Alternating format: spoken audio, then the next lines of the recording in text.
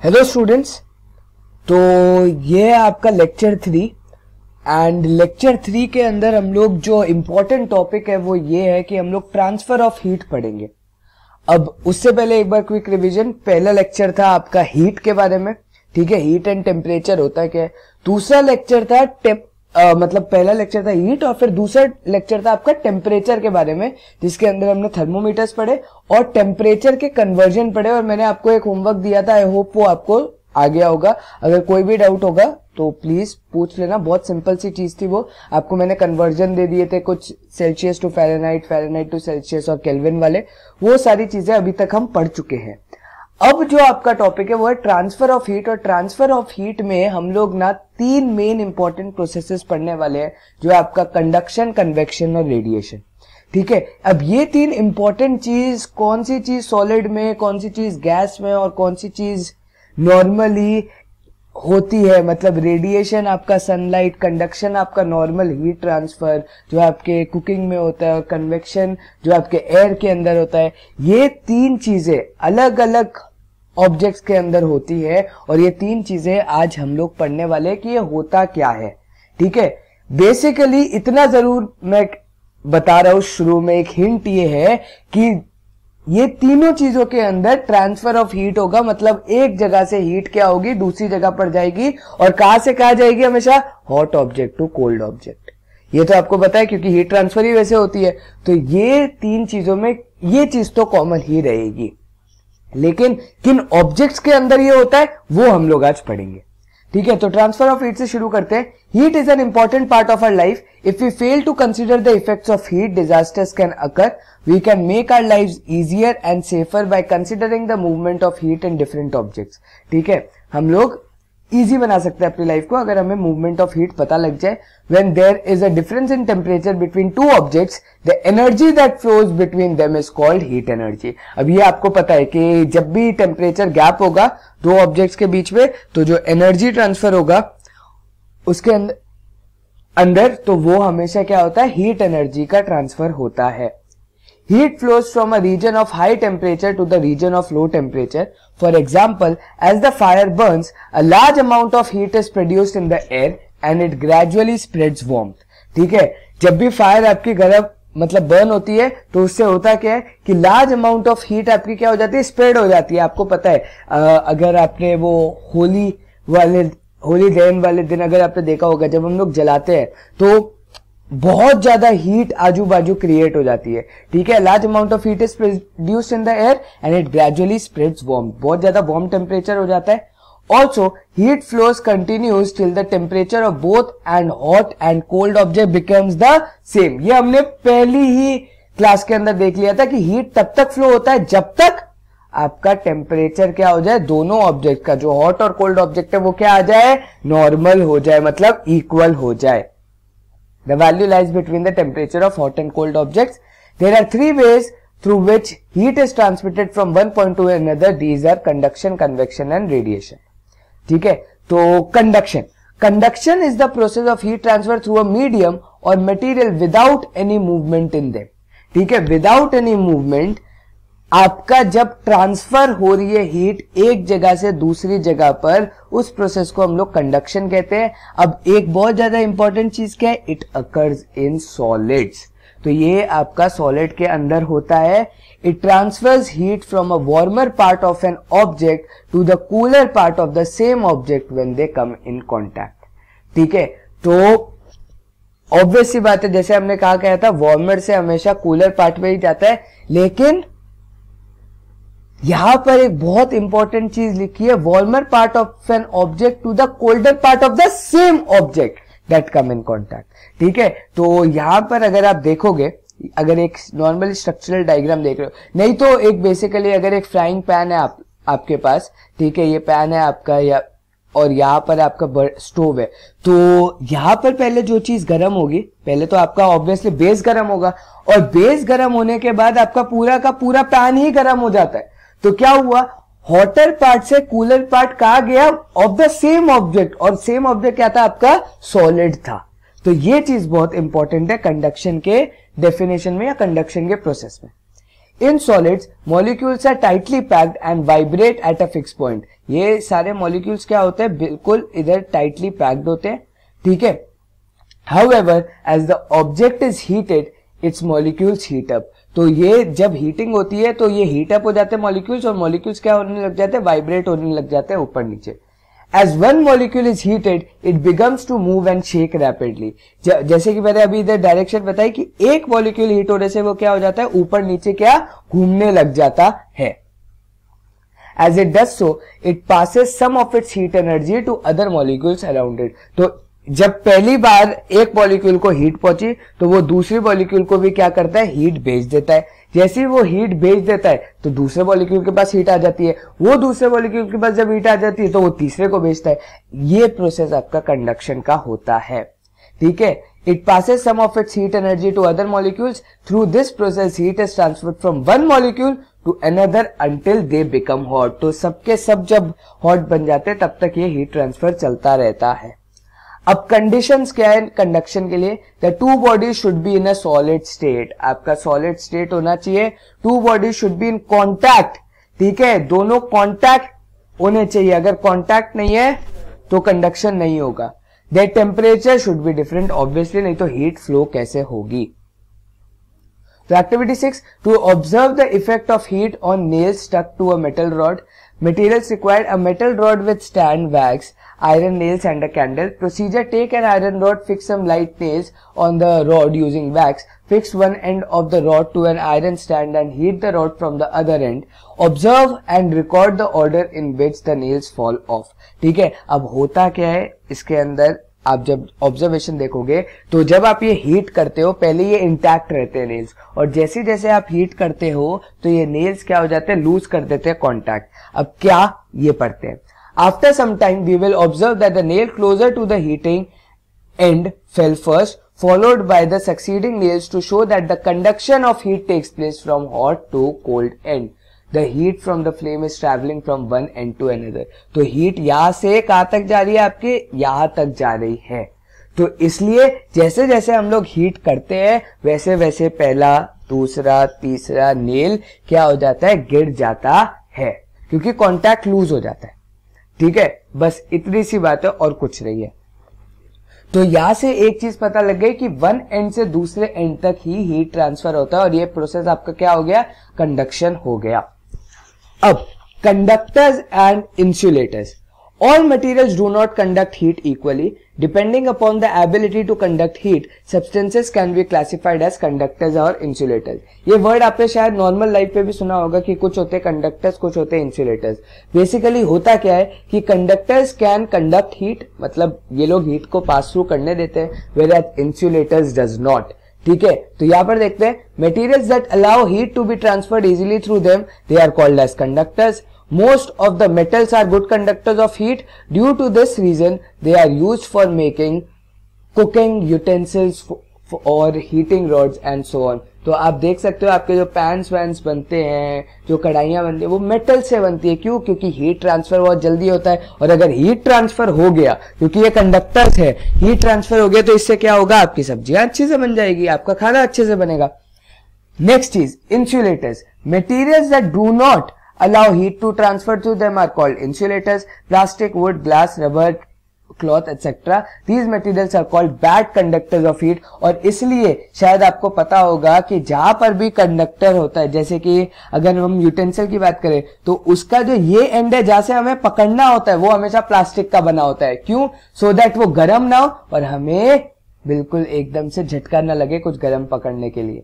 ठीक है, तो इसलिए ये चीज क्या होती है, आपकी इंसुलेटर से बनी होती है।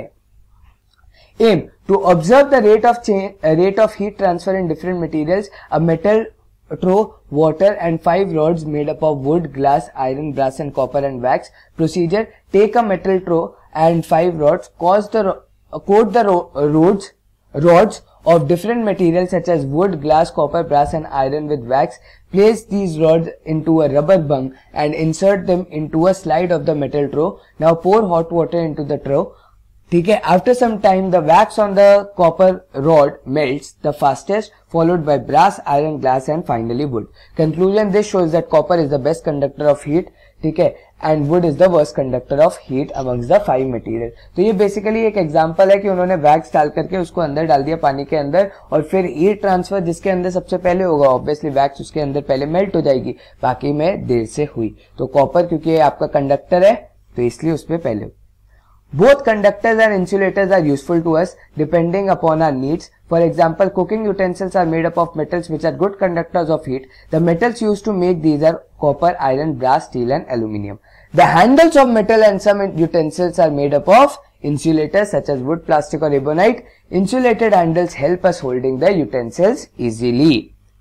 Woolen clothes are bad conductors of heat. They do not allow heat to escape from our body, thus keeping us warm. तो वुलन क्लोथ्स क्या होता है आपका, बहुत ही गंदे कंडक्टर्स ऑफ हीट होते हैं, मतलब इंसुलेटर्स होते हैं, क्योंकि वो हीट को पास थ्रू ही नहीं करने देते, और अगर वो हीट को पास थ्रू नहीं करने देंगे तो ऑब्वियस सी बात है आपको क्या लगेगी, गर्मी लगेगी। इसलिए हम लोग ठंडी में क्या पहनते हैं, वुलन क्लोथ्स को पहनते हैं। Vehicles carrying petrol or diesel are covered or coated with materials of bad conductors of heat. Otherwise, these fuels can get heated up and catch fire.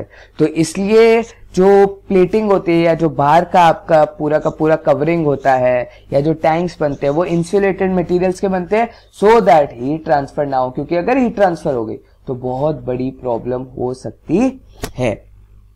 Fuel गर्म हो सकता है और अगर फ्यूल गर्म हो गया तो ब्लास्ट हो सकती है गाड़ी। तो यहां तक था आपका कंडक्शन, जो कि हमने हीट ट्रांसफर थ्रू सॉलिड्स देख लिया। अब हम लोग हीट ट्रांसफर थ्रू क्या देखेंगे, मूवमेंट देखेंगे, और वो भी किस पे, गैस और आपका जनरली लिक्विड के अंदर।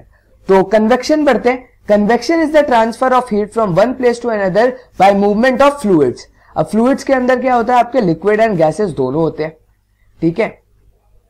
अब liquids and gases transfer heat through the process of convection, ठीक है। अब convection takes place due to the expansion of fluids, मतलब ये एक्सपैंड होते हैं, ये हमने पढ़ा था कि हीटिंग से एक्सपैंडिंग होती है आपकी लिक्विड, गैस, सॉलिड सबकी, ठीक है। When a fluid is heated the molecules become warm and less dense, they expand and rise up, the cool molecules fill in its place below. As warm molecules rise and cool molecules fall, a giant circular pattern is created. These continuous circular movements are called convection current. तो ये वापस एक बार बताता हूं convection current क्या होता है, ठीक है। जब आपका फ्लूइड हीट होता है तो ऑब्वियस सी बात है वो बहुत ज्यादा वार्म हो जाएगा। अब यहां पर एक चीज लिखी है लेस डेंस। लेस डेंस मतलब आपको एक चीज पता है कि डेंस मटेरियल क्या होगा, जिसमें बहुत सारी चीजें हों, या फिर डेंस फॉरेस्ट हम लोग क्या कहते हैं, जिसमें बहुत सारे पेड़ होते हैं। तो एक तरीके से आपका आइस क्या है, डेंस है, लेकिन आपका लिक्विड क्या है, आपका पानी क्या है, वो लेस डेंस है, ठीक है, एक तरीके से। तो वैसे असली में ऐसा नहीं है, असली में उल्टा है, आइस की डेंसिटी कम होती है, लेकिन एक नॉर्मल सा एक एग्जांपल दे रहा हूं कि जहां पर कम पेड़ होंगे वो लेस डेंस, जहां पर ज्यादा पेड़ होंगे वो वहां पर क्या, वो ज्यादा डेंस। तो लेस डेंस जहां पर होता है वहां पर कंडीशंस क्या हो जाती है, वार्म हो जाती है, ठीक है, मतलब गर्मी हो जाती है। दे एक्सपैंड एंड राइज अप, उससे क्या हो जाती है, जो हीट हो जाता है वो क्या हो जाती है, राइज अप हो जाती है। The cool molecules fill its place. अब क्या है, जब हीट होगा तो हीट क्या हो जाएगा, यहां से हीट ऊपर चली जाएगी, ठीक है। अगर आपकी हीट ऊपर चली गई तो जो कूल मॉलिक्यूल्स है वो क्या हो जाएंगे, यहां पर नीचे आ जाएंगे, और जो हीट मॉलिक्यूल्स की जगह थी वो ले लेते हैं, ठीक है। As warm molecules rise and cool molecules fall, तो वार्म मॉलिक्यूल्स क्या हो रहे हैं, हवा में ऊपर जा रहे हैं, और कूल मॉलिक्यूल्स क्या हो रहे हैं, नीचे आ रहे हैं, ठीक है। अ जायंट सर्कुलर पैटर्न ये चलता रहता है, ये पूरा का पूरा सर्कुलर पैटर्न चलता रहता है, यहां से ऊपर फिर ऊपर से नीचे, यहां से ऊपर से नीचे, ठीक है। This continuous circular movements are called convection currents. तो इसलिए आप देखते हो जब आपकी हीट, आप एसी चलाते हो तो आपको जब हीट जो होती है वो आपकी चली जाती है, कैसे चली जाती है, क्योंकि हीट राइज अप हो जाती है और कूल एयर जो हम लोग नीचे जहां पर बैठे हुए वहां पर आ जाती है, ठीक है। तो यहां पर आपका है to show convection current in water, materials required a beaker, water, a burner and a few crystals of potassium permanganate. Procedure: take a beaker and fill it with water. Gently place few crystals of potassium permanganate in it. Now heat the beaker over a flame just below the crystals. ये आपने देखा भी होगा एक normal experiment. After some time we will notice that streaks of pink color rise up in water gradually. These streaks appear in swirling motion. तो आपने देखा होगा ना कि कैसे जब आप पानी को बॉईल करते हो तो पानी ऊपर राइज अप हो जाता है, ठीक है, आपके जब आप लिड लगाते हो तो पानी ऊपर चला जाता है, बिल्कुल वैसे कि हॉट वाला पानी ऊपर जाते जाता है क्योंकि आपकी स्टीम क्या है, वाटर वेपर्स क्या है, हवा में जाती है। और वही चीज अगर हम लोग बात करें कि कोल्ड एयर की, तो कोल्ड एयर फॉल कर जाती है और नीचे आ जाती है। So this activity shows convection currents. अब आपका है मेजर एंड इंपॉर्टेंट टॉपिक जो कि है आपका sea breeze and land breeze, ठीक है। तो sea breeze and land breeze क्या है? Sea breeze and land breeze that blow near the coastal areas are example of convection current, ठीक है। अब सी ब्रीज क्या होता है और लैंड ब्रीज क्या होता है? मतलब ब्रीज तो पहली बात क्या होती है? मूविंग एयर, ठीक है, जो मूव करती है एयर, मतलब जो एयर है आपकी moving air is called as breeze, ठीक है। तो ब्रीज का मतलब है आपका moving air. Sea breeze during the day lands get heated faster than the water, क्योंकि क्या होता है सन आपके लैंड के ऊपर एक तरीके से, तो बहुत ज्यादा जल्दी आपका लैंड क्या हो जाता है? हीट अप हो जाता है। The air above the land becomes hotter and rises up, तो एयर जो लैंड पर है वो क्या हो रही है? वो राइज अप हो रही है। ऑब्वियस सी बात है, अगर एयर लैंड के ऊपर राइज अप हो रही है तो अब जहां पर राइज अप होगी आपकी हीट, तो ऑब्वियस सी बात है वहां पर फिर कोल्ड एयर आ जाएगी उसकी जगह लेने। तो अब क्या हुआ? The cooler air from the sea rushes towards the land to take its place, ठीक है। तो कूल एयर जो आपकी सी से है वो आ गई आपकी लैंड पर आ गई। The warm air from the land moves towards the sea to complete the cycle. Obvious सी बात है, अगर वार्म एयर इधर जा रही है, ऊपर जा रही है, लेकिन अब कूल एयर इधर से इधर आ गई, तो आपका वार्म एयर कहां जाएगी? यहां पर चली जाएगी, टूवर्ड्स द सी जाएगी। तो इसलिए आप अगर आप देखोगे तो आपको लैंड गर्म लगती है, लेकिन जो हवाएं चलती है आपके कोस्टल, अगर आप बीच पर जा रहे हो तो वो सूदिंग होती है काफी, क्योंकि हवा में थोड़ी ठंडक रहती है। This flow of cool air from the sea towards the land is called sea breeze. तो जहां से कूल एयर जाती है उस डायरेक्शन को हम लोग हमेशा, उस डायरेक्शन से हम लोग वर्ड निकालते हैं। जैसे यहां पर कूल एयर कहां से जा रही है? सी से जा रही है, तो इसको हम बोल रहे हैं सी ब्रीज, क्योंकि एयर मूव कर रही है कहां से? कूल एयर कहां से मूव कर रही है? सी टू लैंड, तो इसलिए ये सी ब्रीज हो गई। तो अब आपकी चीज है वो है लैंड ब्रीज। तो लैंड ब्रीज के अंदर क्या होता है कि during the night the land cools down much faster than the sea, so the air above the land cools faster than the air above the sea. The warm air above the sea rises up, तो आपका ये क्या हुआ? Land क्या हो गया? एक तरीके से ठंडा हो गया रात को, तो ऑब्वियस सी बात है आपका ये जो पानी है वो गर्म है, तो पानी क्या हुआ? राइज अप हो गया। पानी के अंदर जो एयर है वो राइज अप हो गई, तो cool air from the land वापस उसकी जगह ले लेगी, और जो वार्म एयर क्या होगी? वो पूरी की पूरी लैंड पर आ जाएगी। So this cool air that moves from land towards the sea is called land breeze। तो यहां पर एक और बार, the warm air above the sea rises up and cool air above the land rushes to take its place, ठीक है। तो ये अब आपका सी लैंड ब्रीज के बारे में। अब लास्ट पार्ट है आपका applications of convection. It plays an important role in household ventilation. We breathe out warm air. The hot air in the rooms rises towards the ceiling. This moves up in the room to get out of ventilators. The fresh air comes through the windows and doors to replace the exhaled warm air। तो ये normal से हम लोग ventilation क्यों रखते हैं, हम लोग विंडोज क्यों रखते हैं? वो इस प्रोसेस की वजह से, क्योंकि वार्म एयर आपके बॉडी से निकल रही है और कूल एयर बाहर से उसकी जगह ले लेगी। Convection current plays an important role in heating water in the electric kettle. The heating coil at the bottom of the electric kettle sets up convection currents during the boiling of water। तो normally जैसा boil होता है वो भी आपका convection का process है। Air conditioners are placed at a height in the room. This cools the air which then sinks towards the floor. The warm air the floor rises upwards. This process continues and results in the effective cooling। जो मैंने आप लोग को कहा था ऊपर कि कैसे आपका होता है एसी के मामले में। Exhaust fans are placed near the ceilings. This ensures the escape of hot air from the gas because hot air क्या होती है? राइज अप होती है, इसलिए आपके एग्जॉस्ट फैन क्या होते हैं? ऊपर लगे हुए होते हैं, क्योंकि राइज अप वाली हीट को वो एग्जॉस्ट करके बाहर निकाल दे जितनी भी हीट है। तो लास्ट पार्ट है आपका वो है रेडिएशन के बारे में। तो radiation is the transfer of heat in the form of waves from one place to another. It does not require a medium for transmission. अभी तक आपने देखा था एयर मीडियम था, लिक्विड मीडियम था या फिर सॉलिड मीडियम था, बट इसको मीडियम ही नहीं चाहिए ट्रांसफर होने के लिए as compare to conduction and convection. Radiation can take place in vacuum as well. Vacuum कहां होता है? आपके स्पेस के अंदर, तो इसका मतलब स्पेस के अंदर भी रेडिएशन होती है। The energy involved in the process is called radiant energy. Sun is the best example to understand radiation. Earth is warm because the rays of the sun are traveling through matter and heating the earth. Also, we feel the warmth when sitting beside the fire because of radiation.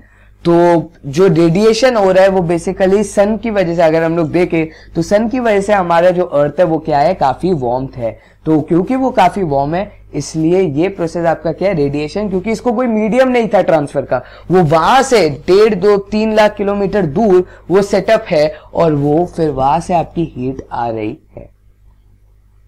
ठीक है, तो factors affecting radiation क्या क्या होते हैं? Nature of the surface of the body, whether it is black और white और coloured और रफ और स्मूथ और shiny. The darker and रफर the surface the higher the rate of radiation. ठीक है, जितना डार्क होगा, जितना रफ होगा सर्फेस, उतना रेट ऑफ रेडिएशन ज्यादा होगा। Total surface area of the body, the greater the area the higher the rate of radiation. Obviously बात है, सन इतना बड़ा है इसलिए हमारे पास आ रहा है, अगर ये बहुत ज्यादा छोटा होता तो उसकी हीट हमें फील भी नहीं होती। ठीक है, एक मैचस्टिक की हीट इतनी फील नहीं होती जितनी होलीडे के दिन हीट फील हो जाती है। उसके बाद आप दूर भी खड़े रहते हो तो भी हीट लगने लग जाती है। तो सरफेस एरिया जब बढ़ता है तो रेट ऑफ रेडिएशन भी बढ़ता है। Temperature of the body, the hotter the body the higher the rate of radiation. ये तो हर चीज में होता है। Application of radiation, solar cooker is the best example of radiated heat coming from the sun. The mirrors installed in it reflect radiation. ठीक है, तो solar water heater also works on this principle. The principle of radiation is used in electric room heater. In room heater, the reflectors behind the heating coil are shiny, silvery and polished so that the heat can be radiated to maximum extent.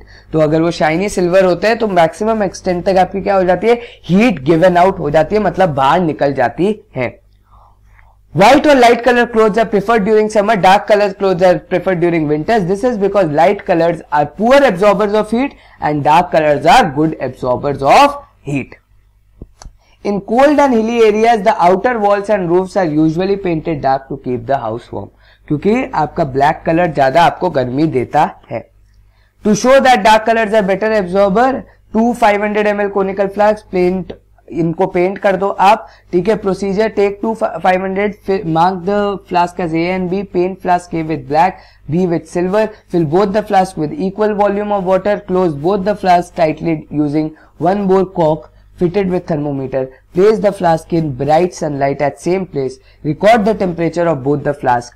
After 15 minutes, again record the temperature and calculate the difference in initial temperature. तो आप देख पाओगे, this proves that black color is a good absorber of heat. We will observe that the temperature of water in the painted flask is higher. ठीक है, ये आपको पता है क्योंकि उसका कलर ऐसा है।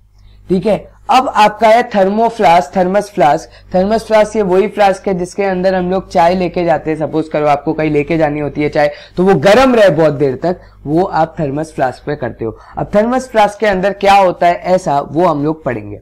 सो a thermos flask is a bottle made up of glass और metal with hollow walls. The space between these 2 walls is a vacuum. तो ये जो स्पेस होती है ये क्या हो गई? आपकी पूरी की पूरी वैक्यूम हो गई। ठीक है, यहां पर एक वॉल ये अंदर वाली है, एक वॉल ये ग्रीन वाली है। ठीक है, ब्राउनिश वॉल, ग्रीन वॉल, उसके बीच में क्या है? ये आपका वैक्यूम है। So that the heat loss due to conduction is minimize. तो ऑब्वियस ही बात है, अगर मैंने वैक्यूम क्रिएट कर दिया तो हीट लॉस तो कभी हो ही नहीं सकता, क्योंकि कंडक्शन के प्रोसेस में आपको क्या चाहिए? आपको चाहिए सॉलिड टू सॉलिड ट्रांसफर, मतलब टच वाला ट्रांसफर होना चाहिए। लेकिन कंडक्शन टच तो तभी होगा जब इधर कोई मटेरियल होगा, लेकिन वैक्यूम के अंदर तो कुछ होता ही नहीं है। ठीक है, so this also reduces the heat loss due to convection as there are no air molecules. तो क्योंकि वैक्यूम में हवा भी नहीं होती, इसलिए हम बोलते हैं कि स्पेस में हवा नहीं है तो हम जी नहीं सकते। ठीक है, तो इसलिए यहां पर कन्वेक्शन भी नहीं होगा। Both the walls are polished silvery shine so that the heat loss due to radiation is minimized. Obviously heat loss क्या कर सके हम लोग, minimize कर सके, इसलिए silver shine होता है। The outer case of the flask as well as its lid is made up of an insulating material such as plastic.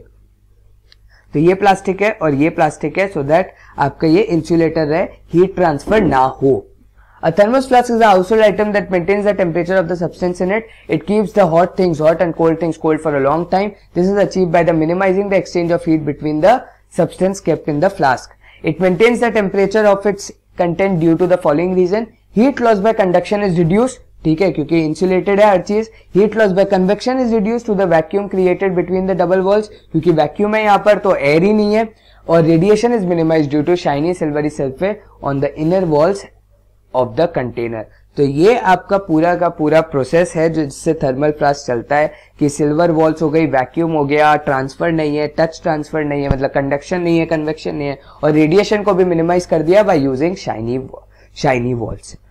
तो ये पूरा का पूरा प्रोसेस था आपका थर्मल फ्लास्क के अंदर, जो रेडिएशन का एक एग्जाम्पल, ये जो आपके तीनों ट्रांसफर ऑफ हीट का एग्जांपल है. तो यह हुआ आपका चैप्टर खत्म. आई होप आपको चीजें समझ में आ गई होगी. बहुत बड़ा ये लेक्चर था, ठीक है. तो कोई भी डाउट होगा प्लीज पूछ लेना. Till then thank you. मिलता हूं अगले जूम लेक्चर के अंदर जहां पर इस चैप्टर के डाउट्स में आप लोग के साथ डिस्कस करूंगा.